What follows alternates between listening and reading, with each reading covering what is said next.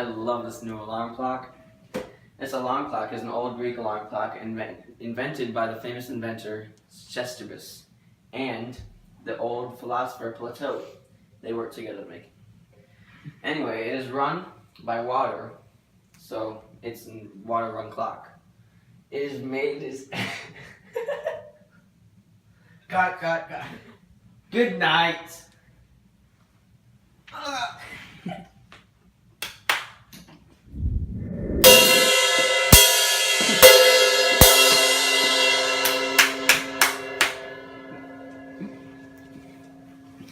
I'm so tired. Help me up. Okay. This thing is very, very useful. It is an alarm clock, but it's not like the alarm clocks that we have today. This is a Greek alarm clock that was thought of by the philosopher Plato, and it was then made and invented by the old inventor Chrysippus. The way that this alarm clock worked was that there was a small little cone filled with water right above a big pitcher with a rod in it. When water would run from the cone into the pitcher, the rod would rise, and as the rod rose, there was an hour hand that was connected to that rod that would move from number to number on the clock at an hourly pace. So it would actually track time by the running of water.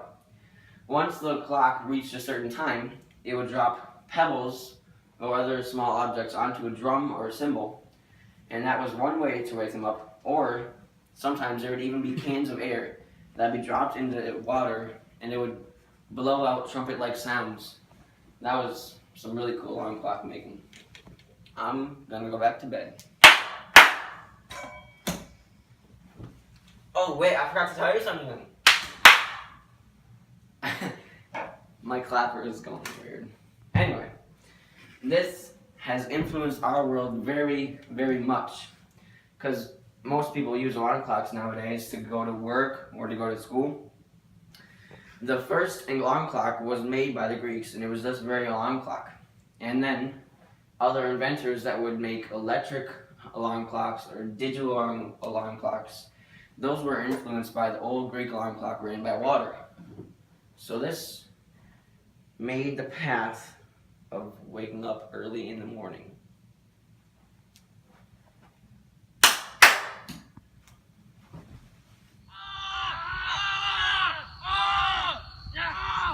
That's illegal. Get out of here. Get out. Go. Ugh.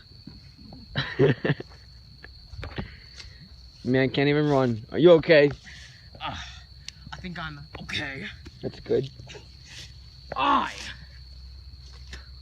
Yes. I'm gonna explain the ancient Greece Olympics. Eyes on me. Eyes on me.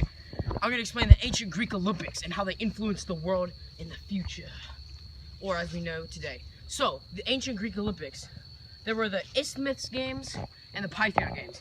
The Isthmus Games near Corinth were held every 2 years and were not that important. The Pythian Games were the very important games that everybody went to. All of them spectated it. The winners, they were given olive leaf wreaths, pardon me, and crowns. They were beautiful and magnificent.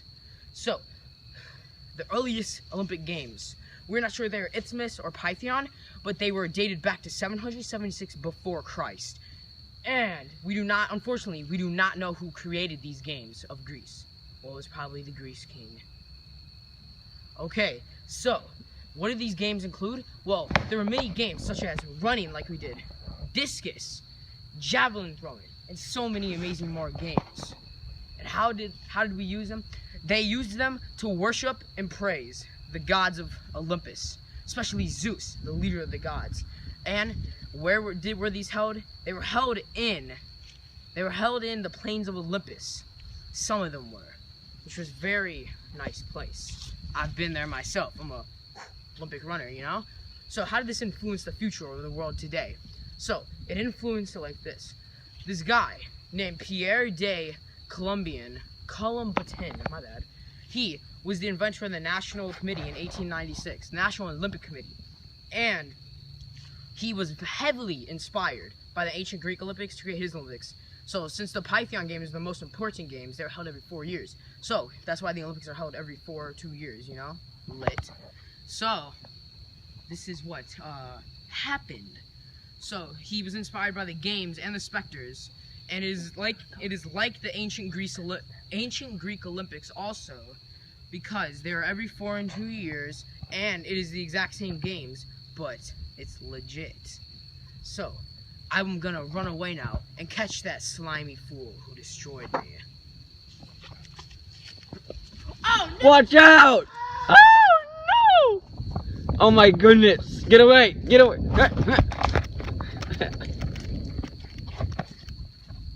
Fine. Reactions of the body to the disease process. Born in 460s.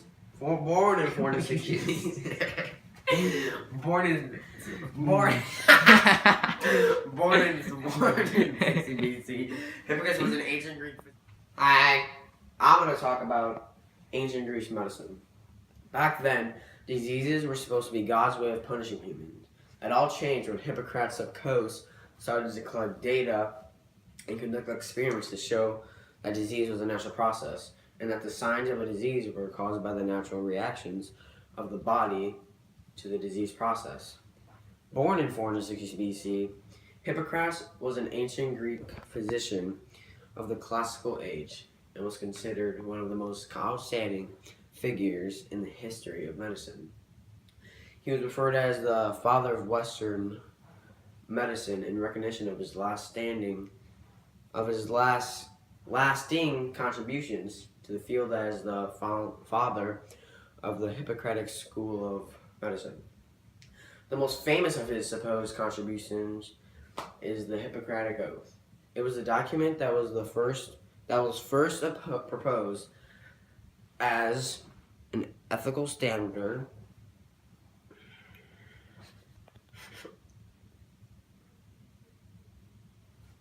among doctors. When doing their work, it brings up important concepts we still use today, such as doctor-patient confidentiality.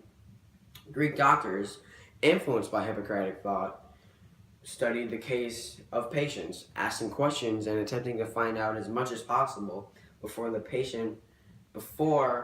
arriving at a diagnosis. This two-way interaction between patient and doctor became a foundation of the history of medicine still used by modern practitioners.